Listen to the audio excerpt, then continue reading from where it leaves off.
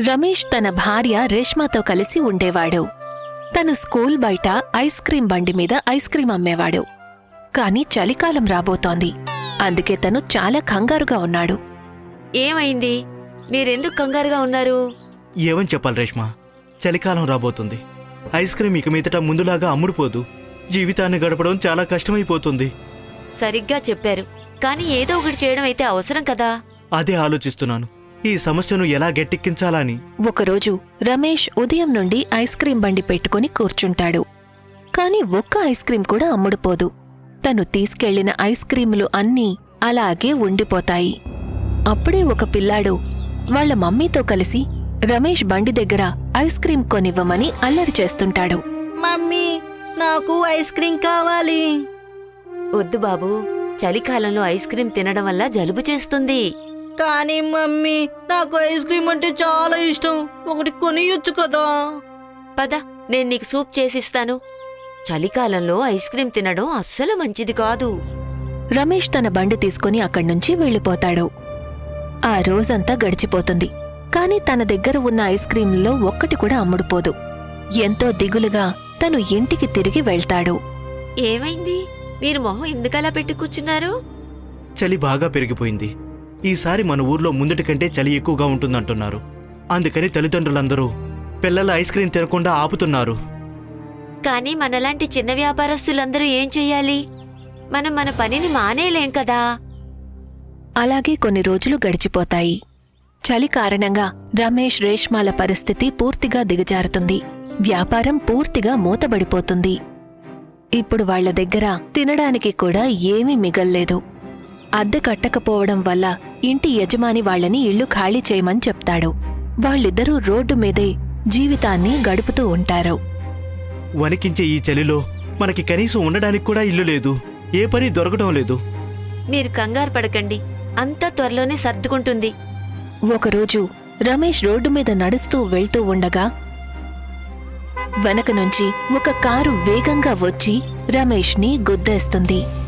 ఆ కారు అదే స్కూల్లో చదువుకునే ఒక పిల్లాడి కారు. ఆ స్కూలి బయటే రమేష్ తన ఐస్ క్రీంలను అమ్మేవాడు. ఇతను మా స్కూల్ బయట ఐస్ క్రీం బండి పెట్టుకునే అంకుల్ నాన్నా. నన్ను క్షమించండి, మంచు వల్ల సరిగ్గా కనిపించలేదు. అద్దం అంతా పొగ కమ్మేసింది. అందుకే నేను మిమ్మల్ని గుద్దేశాను. భగవంతుడా, ఈ భూమి మీద పేదవాళ్లకు ఉండడానికి అసలు ఎక్కడైనా చోటుందా? ఒకవైపు చలి, ఇక అది చాలదు అన్నట్టు ఈయనకి యాక్సిడెంట్ అయింది. మీరు అస్సలు కంగారు పడకండి. నేను ఇతన్ని హాస్పిటల్కి తీసుకెళ్తాను. ఇతనికి త్వరలోనే నయమవుతుంది. అంతవరకు మీరు మా ఇంట్లోనే ఉండొచ్చు. సురేష్ తన కార్లో రేష్మాని రమేష్ని తీసుకువెళ్తాడు. అందులో చలి నుండి కాపాడుకోవడానికి హీటర్ ఉంటుంది. ఇదే మాయా, బయటంత చలిగా ఉంది, కాని ఇక్కడ ఇంత వేడిగా ఉందేంటి? చూడండి, బండిలో హీటర్ వేశాను. ఆ కారణంగా బయట టెంపరేచర్ వేరుగా ఉంటుంది, లోపల టెంపరేచర్ వేరుగా ఉంటుంది. అదంతా చూసి రేష్మ ఆశ్చర్యపోతుంది. అంతవరకు తను ఎప్పుడూ కూడా ఇటువంటి వాటిని చూడనే లేదు. సురేష్ హాస్పిటల్లో రమేష్కి వైద్యం చేయిస్తాడు. వాళ్లని తన ఇంటికి తీసుకువెళ్తాడు. మీకు పూర్తిగా నయం అయ్యేంతవరకు మీరు ఇక్కడే ఉండవచ్చు. మాకు మీ సహాయం అవసరం లేదు. మీరు మా కోసం ఇంత చేశారు, అంతే చాలు. మీ దగ్గర మాకివ్వడానికి ఏదైనా పనుంటే చెప్పండి చాలు. మీరు మా ఇంట్లో కేర్ టేకర్గా పనిచేయొచ్చు. ఇక రమేష్కు నయమైన తర్వాత అతను డ్రైవర్గా పనిచేయొచ్చు. మీకు చాలా ధన్యవాదాలు, మాకు పని ఇచ్చినందుకు. రమేష్ ఇంకా రేష్మ సురేష్ వాళ్ల ఇంట్లోనే ఉంటారు. రేష్మ ఇంటి పనులన్నీ చక్కగా చేస్తుంది. రేష్మ గిన్నెలు తోవడానికి కిచెన్లోకి వెళ్ళినప్పుడు ట్యాప్లో నుంచి వేడినీళ్లు రావడం గమనిస్తుంది. ఇక్కడ గిన్నెలు తోవడానికి కూడా వేడినీళ్లు వస్తున్నాయి, కాని అక్కడ పేదవాడింట్లో కనీసం తాగడానికి కూడా నీళ్లు లేవు. రేష్మ త్వరగా అన్ని పనులు పూర్తి చేసుకుని సురేష్ కొడుకుని పడుకోబెడుతుంది. తను చూస్తుంది, అక్కడ ఉన్న దుప్పటి చాలా మెత్తగా ఉంటుంది. అంత మెత్తటి దుప్పటిని తనెప్పుడూ చూడలేదు. నేనింతవరకు ఇంత మెత్తటి దుప్పటిని ఎక్కడా చూడలేదు. మా పేదవాళ్లకి పడుకోవడానికి చాప దొరికినా కూడా అదే పెద్ద విషయం. రేష్మ రమేష్ దగ్గరికి వెళ్లి ఈ విషయాలన్నీ చెప్తుంది. గొప్పవాళ్ళ ప్రపంచానికి మన ప్రపంచానికి చాలా తేడా ఉంది. మనం జీవితాంతం కష్టపడినా కూడా వీళ్ళలాగా ఎప్పటికీ జీవించలేం. ఇక్కడైతే అన్ని విధాల సౌకర్యాలు లభిస్తున్నాయి. చలి నుంచి తప్పించుకోవడానికి రకరకాల పద్ధతులున్నాయి. ఈ చలి అందరికీ ఒకేలా ఉండదు. మరుసటి రోజు సురేష్ రేష్మాని వేడివేడి టిఫిన్ తయారు చేయమని చెప్తాడు. ఇవాళ నేను ఇంట్లో వింటర్ పార్టీని ప్లాన్ చేశాను. నా స్నేహితులు కొంతమంది ఇంటికి వస్తారు, అందుకని. అంటే ఏంటండి? నాకు దీని గురించి అసలు ఏమీ తెలియదండి. బార్బిక్యూ అని ఒక రకమైన పొయ్యిని పెడతారు. దాని మీద కూరగాయలు, పన్నీర్ లాంటి వాటిని కాల్చుకొని చలికాలంలో తినడం జరుగుతుంది. అలాగే అయ్యగారు, నేను దానికి ఏర్పాట్లు చేస్తాను. అలాగే కొన్ని రోజులు గడుస్తాయి. రమేష్ పూర్తిగా కోలుకుంటాడు. ఇప్పుడు తను కూడా అదే ఇంట్లో డ్రైవర్గా పనిచేస్తూ ఉంటాడు. రోజంతా రమేష్ సురేష్ని బండిలో ఎక్కించుకొని తిప్పుతూ ఉంటాడు. ఇక్కడ అందరి వాహనాలు కూడా వేడిగా ఉంటాయి సార్. పేదవాళ్ళ చలి గురించి మీకు అస్సలు తెలీదు. మాకు ఉన్నదానితోనే మేము చలిని తట్టుకోవాల్సి వస్తుంది సార్. అదేం లేదు, మాకు కూడా చలి తెలుస్తుంది రమేష్. ఈ స్థాయికి చేరుకోవడానికి నేను కూడా చాలా బూట్లు తుడిచాను. అందుకనే ఎదుటి వాళ్ళ కష్టాలను తగ్గించడానికి చాలా ప్రయత్నం చేస్తాను. నాకు అర్థమైంది సార్. అందరూ వాళ్ళ వాళ్ళ బాధ్యతలను నిర్వర్తించాలి. రమేష్ ఇంకా రేష్మ ఎంతో చక్కగా సురేష్ ఇంట్లో పనులు చేస్తారు. వాళ్ల సంపాదనలో కొంత భాగాన్ని పేదవాళ్లకు సాయం చేయడానికి ఉపయోగిస్తారు. కైలాష్పుర అనే ఒక గ్రామం ఉంది. కైలాష్పుర గ్రామంలో అన్నిటికంటే ప్రత్యేకమైన విషయం ఏంటంటే గ్రామంలో అందరూ ఐకమత్యంగా ఉంటారు. వేరే గ్రామాలకు చెందిన వాళ్ళు కైలాష్పుర గ్రామం ఐకమత్యం గురించి చెప్పుకునేవారు. కానీ కొంతకాలంగా కైలాష్పుర గ్రామంలో వాళ్ళు వర్షాలు పడక నీటి కొరత కారణంగా ఎంతో చింతిస్తూ ఉంటారు. ఈ నదిలో ఒక్క చుక్క నీరు కూడా లేదు. బావులు ఎండిపోయాయి, నదులు ఎండిపోయాయి. హ్యాండ్ పంపుతో ఎన్ని గంటలు కొట్టినా ఒక్క చుక్క నీరు కూడా రావడం లేదు. ఈ నదిని చూస్తుంటే నాకు దాహంగా ఉంది. అందుకే నేను చెప్తున్నాను, కొన్ని రోజులు మనం పట్నం వెళ్ళిపోదాం. కనీసం అక్కడ 2 పూట్ల భోజనమైనా దొరుకుతుంది కదా. పట్నం వెళ్ళాలి అంటే ఎలా వెళ్ళాలి? మన దగ్గర అంత డబ్బులు కూడా లేవు కదా. పట్నం ఇక్కడ పక్కనే లేదు కదా. ఎడ్ల బండి, ట్రైన్, ఇంకా చాలా బళ్ళకి కిరాయి కూడా చాలా ఎక్కువ ఇవ్వాలి. నువ్వు చెప్పింది కూడా నిజమే. ఇప్పుడు మన దగ్గర ఏమీ లేదు. పద, ఊరి వైపు వెళ్ళి చూద్దాం. వేడి వల్ల గొంతు ఎండిపోతుంది. సముద్రపు నీళ్లు తాగాలనిపిస్తోంది. అరే మురారి, నువ్వేం మాట్లాడుతున్నావు? సముద్రపు ఉప్పు నీటిని ఎవరైనా తాగగలరా? మరి ఇంకేం చేయాలి? వేడి వల్ల గొంతు ఎండిపోతుంది. మనం దీనికి ఏదైనా పరిష్కారం వెతకాలి. లేదంటే మన ఊరి పిల్లలు, పెద్దలు అందరి ప్రాణాలు సమస్యల్లో పడిపోతాయి. మనం వెళ్ళి మన ఊరిలో ఉన్న పండాబాబాకి ఈ సమస్య గురించి చెప్పాలి. అక్కడికి వెళ్తే మనకి ఏదో ఒక పరిష్కారం అయితే దొరుకుతుంది. నువ్వు సరిగ్గా చెప్పావు. మనం అక్కడికి వెళ్లాల్సిందే. హీరామణి ఇంకా అతని భార్య మురారీతో పాటు కలిసి వాళ్ల ఊరిలో అందరికంటే ముసలివారైన పండాబాబా దగ్గరికి వెళ్తారు. బాబా గారికి జయము. పండాబాబా వారితో ఇలా అంటారు. చెప్పండి, మీరందరూ ఇక్కడికి ఏ పని మీద వచ్చారు? మామూలుగా ఎవరూ నా దగ్గరకు రారు కదా. అదేంటంటే మేం మీ దగ్గర ఒక విషయం తెలుసుకోవాలనుకుంటున్నాం. మా ఊళ్ళో నీళ్ల సమస్య ఎప్పుడు సరి అవుతుంది? నువ్వు ఇప్పుడొస్తున్నావా? అంతా అయిపోయిన తర్వాత. జరగాల్సిందంతా జరిగిపోయింది. మాకేమీ అర్థం కావడం లేదు. మీరేం చెప్పాలనుకుంటున్నారు? వివరంగా చెప్పండి. ఊరి వాళ్ళందరినీ ఒక చోటకు చేర్చండి. నాతో పాటు పదండి. బహుశా ఈ బాబాకి నీరు లేక పిచ్చి పెట్టినట్టుంది. పిచ్చి పిచ్చి మాటలు మాట్లాడుతున్నారు. పండాబాబా ఊరి వాళ్లందరినీ కూడా ఊర్లో ఉన్న అతి పురాతనమైన సూర్యదేవ మందిరం దగ్గరికి తీసుకువెళ్తారు. అక్కడికి వెళ్లిన తరువాత ఇలా అంటారు. అలా చూడండి, మీ ఊరి వారిలో ఎవరికీ తెలియదు సూర్యదేవుడి విగ్రహం ఏమైంది అని. బాబా అలా అన్న వెంటనే అందరూ విగ్రహం వైపు చూస్తారు. వాళ్లకి అక్కడ అసలు ఏ సూర్యదేవుడి విగ్రహమూ కనిపించలేదు.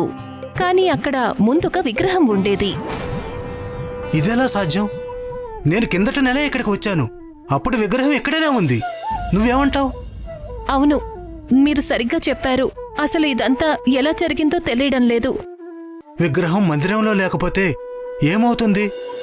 బాబా, మీరు మాటలను తిప్పకుండా తిన్నగా వివరంగా చెప్పండి. విషయం ఏంటి? అప్పుడు బాబా అన్ని విషయాలు ఊరి వాళ్లకు చెప్తారు. మీ అందరికీ గుర్తుండే ఉంటుంది. నెల రోజుల క్రితం పట్నం నుంచి ఒక వ్యక్తి ఊరు చూడ్డానికి వచ్చాడు. అవును బాబా, నాకు చాలా బాగా గుర్తుంది. అతను మందిరంలోనే ఉన్నాడు. భలే, ఈ మందిరం చాలా పురాతనమైనదిలాగా ఉంది. ఒకవేళ ఈ మందిరంలోని విగ్రహాన్ని దొంగిలిస్తే అప్పుడు రాత్రికి రాత్రి నేను ధనవంతుడినైపోతాను. కానీ దీనికోసం నేను చాలా పెద్ద పన్నాగాన్నే పన్నాల్సి ఉంటుంది. పట్నం నుంచి వచ్చిన ఒక వ్యాపారి పట్నంలోని దొంగలకి డబ్బులు ఇస్తాడు. వాళ్ళకి మందిరంలోని విగ్రహాన్ని దొంగిలించమని చెప్తాడు. దొంగలు వచ్చి రాత్రికి రాత్రే మందిరం నుండి సూర్యభగవానుడి విగ్రహాన్ని ఎత్తుకెళ్తారు. గ్రామస్తులంతా సిగ్గుపడాలి. మీ కళ్ళ ముందే బహిరంగంగా దొంగతనం జరిగింది, కానీ మీరు తెలుసుకోలేకపోయారు. దీనికి మీరు సిగ్గుపడాలి. బాబా, నాకు ఇప్పటికీ అర్థం కావడం లేదు. అసలు విషయం ఏంటి? ఆ విగ్రహానికి వీడికి ఏంటి సంబంధం? సూర్యదేవుడి విగ్రహం ఊర్లో ఉన్నంత వరకు ఊరు ప్రశాంతంగా అందరూ సంతోషంగా జీవించేవారు. విగ్రహం దొంగిలించడం వల్లే ఇన్ని సమస్యలు మన ఊరికి వచ్చాయి. హీరామణి సరిగ్గా చెప్పాడు. ఆ విగ్రహం మళ్ళీ తన చోటుకు చేరే వరకు ఈ సమస్యలు ఇలాగైనే ఉంటాయి. ఆ వ్యాపారి చేసిన మోసానికి అతనికి స్వయంగా శిక్ష పడుతుంది. హీరామణి, మురారి, మీరిద్దరూ పట్నానికి వెళ్లి విగ్రహం కోసం వెతకండి. దానిని మళ్ళీ తీసుకొచ్చి ఇక్కడ స్థాపించండి. తప్పకుండా మేము అలానే చేస్తాం. మేము వెంటనే పట్టణానికి బయలుదేరుతాం. ఇలా చూడు, నువ్వు కాస్త భోజనం కట్టి మా ఇద్దరికి ఇవ్వు. మేము ఇవాళే పట్టణానికి బయలుదేరుతాం. బాబా చెప్పిన మాటలు విని మురారి ఇంకా హీరామణి పట్నానికి బయలుదేరడానికి సిద్ధపడతారు. సామాన్లన్నీ సర్దుకొని వాళ్లు పట్నానికి బయలుదేరతారు. పూర్తిగా 2 రోజుల తర్వాత వాళ్లు పట్నానికి చేరుకుంటారు. అప్పుడు హీరామణి ఇలా అంటాడు. ఇంత పెద్ద పట్టణంలో మనం ఆ వ్యాపారిని ఎలా పట్టుకోగలం? నువ్వు మాత్రమే అతను చూశావు. నాకు కనీసం అతను ఎలా ఉంటాడో కూడా తెలియదు. రాక్షసుడు ఎప్పుడు చీకట్లో కూడా కనిపిస్తాడు. అలా చూడు, ఎన్నో అక్రమ వ్యాపారాలు చేసే దుకాణాలు అక్కడున్నాయి. అక్కడికి వెళ్దాం పద. మురారి ఇంకా హీరామణి వెంటనే ఆ చోటికి చేరుకుంటారు. అప్పుడు వాళ్ళని ఒక వ్యక్తి గేటు దగ్గరే ఆపేస్తాడు. లోపలికి ఎక్కడికి వెళ్తున్నారు? లోపలికి వెళ్ళడం కుదరదు. మేము ఇక్కడ వ్యాపారం చేసే ఒక అతని కోసం విలువైన బహుమతి తీసుకొచ్చాం. ముందు చెప్పాలి కదా, అయ్యగారి స్నేహితులమని. సరే వెళ్ళండి, తిన్నగా వెళ్ళండి, అక్కడికెక్కడికి వెళ్ళకండి. హీరామణి ఇంకా మురారి ఇద్దరూ కూడా తిన్నగా ఇంట్లోకి వెళ్తారు. అక్కడికి వెళ్లేసరికి ఇంటి లోపల ఒక చిన్న చెరువులాగా ఉంటుంది. దాని లోపల ఎన్నో విలువైన విగ్రహాలు ఉంటాయి. ఆ పట్నం వ్యాపారి ఫోన్లో ఎవరితోనో మాట్లాడుతూ ఉంటాడు. ఇద్దరూ కూడా సైలెంట్గా అతని మాటలు వింటూ ఉంటారు. సార్, ఇవాళ మీరు వస్తున్నారు కదా, నేను విగ్రహాలను దాచిపెట్టాను మా ఇంట్లోనే. ఎవరికి ఎటువంటి అనుమానము రాలేదు. మీరు సాయంత్రానికల్లా వచ్చేయండి. డబ్బుల బాక్స్ మాత్రం తప్పకుండా తీసుకురండి. ఆ వ్యక్తి మాటలు విన్న తర్వాత హీరామణి ఇంకా మురారి భయపడతారు. వాళ్ళ ఇంట్లో నుంచి బయటికి వెళ్లిపోతారు. మన దగ్గర ఎక్కువ సమయం లేదు. మనం ఏదో ఒక రకంగా పోలీసుల్ని ఇక్కడికి రప్పించాలి. నువ్వు సరిగ్గా చెప్పావు. ఈ మోసగాణ్ణి మనం కటకటాల వెనక్కి పంపించాలి. హీరామణి ఇంకా మురారి ఇద్దరూ వెంటనే పోలీసుల్ని పిలుస్తారు. వాళ్ళకి అన్ని విషయాలు చెప్తారు. పోలీసులు ఆ పట్నం వ్యాపారిని అరెస్టు చేస్తారు. నన్ను వదిలేయండి, నేను ఏ తప్పు చేయలేదు, నన్ను వదిలేయండి. మీరిద్దరూ కలిసి చాలా మంచి పని చేశారు. మీ విగ్రహాన్ని తీసుకుని వెళ్ళండి. ఇక ఇతని గురించి అంటారా? మేము ఇతన్ని సరైన చోటికే పంపిస్తాం. హీరామణి ఇంకా మురారి ఇద్దరూ సూర్యభగవానుడి విగ్రహం తీసుకొని అక్కడ్నుంచి వాళ్ల ఊరికి చేరుకుంటారు. గ్రామస్తులందరూ వాళ్లని చూసి సంతోషిస్తారు. మీ ఇద్దరిని చూసి ఈ గ్రామం గర్విస్తుంది. తొందరగా ఈ విగ్రహాన్ని తన చోట స్థాపించండి. ఊరి వాళ్లందరూ కలిసి సూర్యదేవుడి విగ్రహాన్ని స్థాపిస్తారు. ఆ విగ్రహాన్ని తన స్థానంలో స్థాపించిన వెంటనే సూర్యదేవుడు ప్రత్యక్షమవుతాడు. ఆ తర్వాత ఇలా అంటారు. నేను మీ అందరి భక్తికి ప్రసన్నుడయ్యాను. అందుకని నేను ఒక నిర్ణయానికొచ్చాను. ఈ గ్రామంలో వర్షాలు పడతాయి. ఇక మీ ఊరి వాళ్ళందరికీ ఏ విషయంలోనూ ఏ సమస్య రాదు. ఆ మాట చెప్పి సూర్యభగవానుడు అక్కడ్నుంచి అదృశ్యమవుతాడు. ఆయన వెళ్లిన వెంటనే అక్కడ వర్షం మొదలవుతుంది. అక్కడ ఉన్న వేడి మొత్తం మాయమైపోతుంది. వర్షం ఎంత వేగంగా కురుస్తుంది అంటే ఊరి వాళ్లందరూ చాలా సంతోషిస్తారు.